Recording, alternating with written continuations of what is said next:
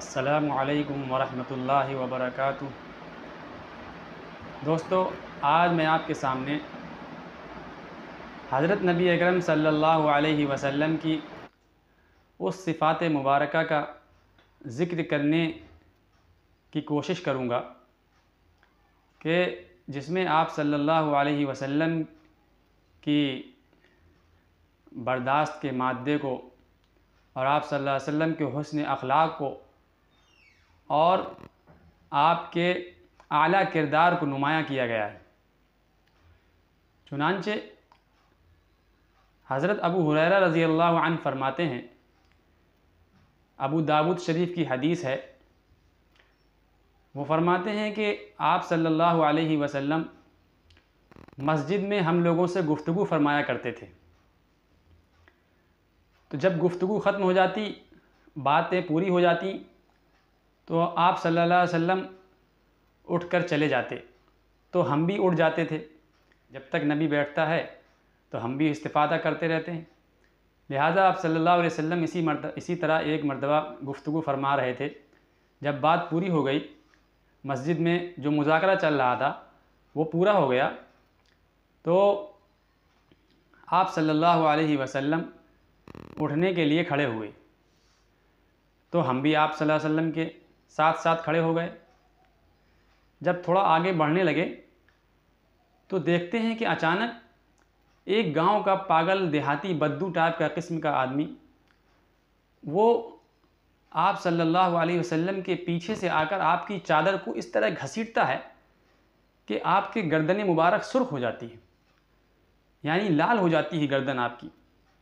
सहाबा फरमाते हैं चादर जो है वो खुरदुरी थी, यानी वो चादर में की वजह से उसमें गर्दन में आप सल्लल्लाहु अलैहि वसल्लम के निशान पड़ गए थे, जिससे आपकी गर्दन सुर्ख हो गई थी, लाल हो गई थी। जिस तरह खादी का कपड़ा होता है, कोई खुरदरा कपड़ा होता है, उस तरह का कोई कपड़ा रहा होगा। तो आप सल्लल्लाहु अलैहि वसल्लम की गर्दन सुर्ख हो गई। जब आपने पीछे मुड़कर देखा तो एक जाहिल और देहाती बद्दू किस्म का इंसान वो खड़ा है और कहता है कि ए मोहम्मद, अपने माल और अपने जो है गल्ले से मेरे दोनों ऊँटों को लाद दो। अपने दो ऊँट साथ में लाया था और कह रहा था कि इन दोनों ऊँटों को बिल्कुल लबालब लाद दो, इसमें गल्ला भर दो, इसमें अनाज भर दो, इसमें जो माल हो वो भर दो। माल गनीमत, पहले जंग हुआ करती थी, माल गनीमत आया करता था, तो सहाबा इकराम में और ज़रूरतमंदों में आप सल्लल्लाहु अलैहि वसल्लम खुद तक़सीम फरमाया करते थे। तो सहाबी वो बद्दू उसी चीज़ का मुतालबा कर रहा था आप सल्लल्लाहु अलैहि वसल्लम से। लिहाजा आप सल्लल्लाहु अलैहि वसल्लम को उसका ये अखलाक और ये उसका भोंडापन, उसकी ये जो है ज़्यादती आप सल्लल्लाहु अलैहि वसल्लम को गिरा गुजरी। हत्ता कि उसने यहाँ तक कह दिया कि तुम जो है ना अपने बाप का माल मुझे दोगे और ना तुम अपने आप का माल मुझे दोगे, यानी जो तुम माल मुझे दोगे वो तुम्हारे बाप का नहीं है। दोस्तों, ऐसी बात कह देना ये कितना ख़तरनाक है। लिहाजा आप सल्लल्लाहु अलैहि वसल्लम ने बहुत ही तहम्मुल और बर्दाश्त के साथ आपने जवाब दिया और आपने कहा कि मैं तो उस वक्त तक नहीं भरूंगा जब तक तुम मुझे इसका बदला न दो जो तुमने मेरी चादर घसीटी और मेरी गर्दन सुर्ख हो गई। आप सल्लल्लाहु अलैहि वसल्लम ने ये जुमला 3 मरतबा इरशाद फरमाया कि ला अहमिलुका, तुम्हारे ऊँटों को नहीं ला दूंगा जब तक कि तुम मुझे उसका बदला न दो जो तुमने मेरी गर्दन में निशान जो है छोड़ा है। खैर, वो देहाती था, बद्दू था, उसको इतनी तमीज़ नहीं थी और आपकी आज़मत उसके दिल में नहीं थी, तो उसने भी कहा कि मैं बदला नहीं देने वाला, तुम्हें लादना पड़ेगा।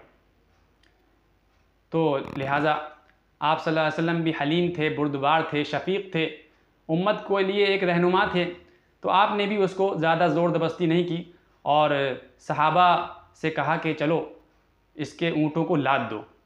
सहाबा ने उसके ऊँटों में से एक ऊँट के ऊपर जो है जौ और एक के ऊपर खजूरें लाद दी।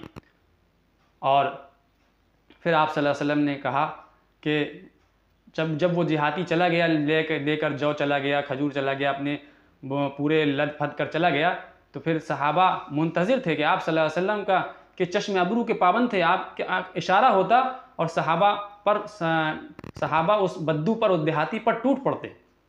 लेकिन इन तमाम चीज़ों के बावजूद सहाबा को आप सल्लल्लाहु अलैहि वसल्लम ने ऐसा कुछ हुक्म नहीं दिया। आगे इरशाद फरमाया इनसरिफू अला बरकतिल्लाह, कि सब के सब अल्लाह की बरकत के साथ घर अपने वापस हो जाओ, सब लोग अपने घर चले जाओ, मामला निपट गया, सहूलत के साथ आसानी के साथ मामला निपट गया। अब तुम लोगों को ज़्यादा जोश में आने की ज़रूरत नहीं है, इसलिए अब मैं भी घर जा रहा हूँ, तुम लोग भी घर जाओ। दोस्तों, इस वाक़े से मालूम चलता है कि आप सल्लल्लाहु अलैहि वसल्लम कितने बुर्दबार थे, कितने गुस्से को पीने वाले थे। और अगर हम में से कोई होता तो उसको देना तो दरकिनार, बल्कि उसको जो है सज़ा देता और उसको सहाबा से पिटवाता या उसको कोई ऐसी सज़ा देता जिससे वो उसको याद रखे। लेकिन मेरे ताजदार मदीना ने ऐसा नहीं किया।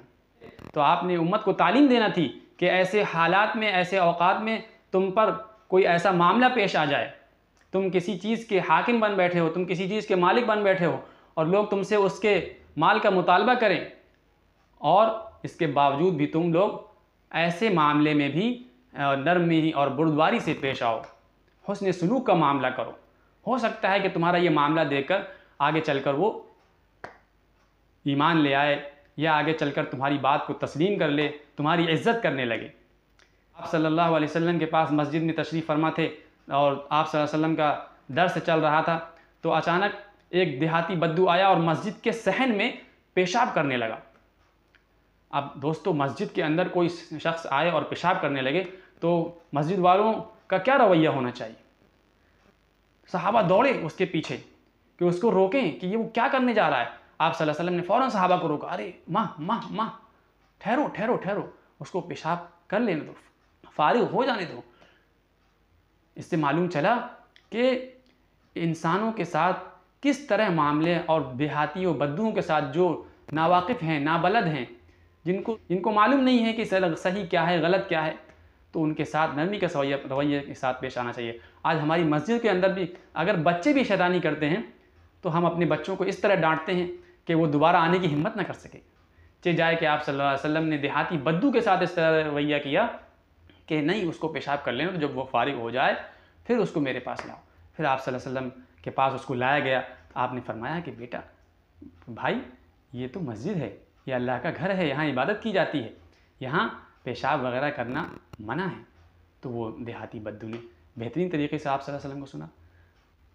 मालूम ये चला कि आप सल्लल्लाहु अलैहि वसल्लम हुस्न अखलाक के आला मेयार पर फाइज थे और आप सल्लल्लाहु अलैहि वसल्लम तहम्मुल और बिरदबारी के आला मेयार पर फाइज थे।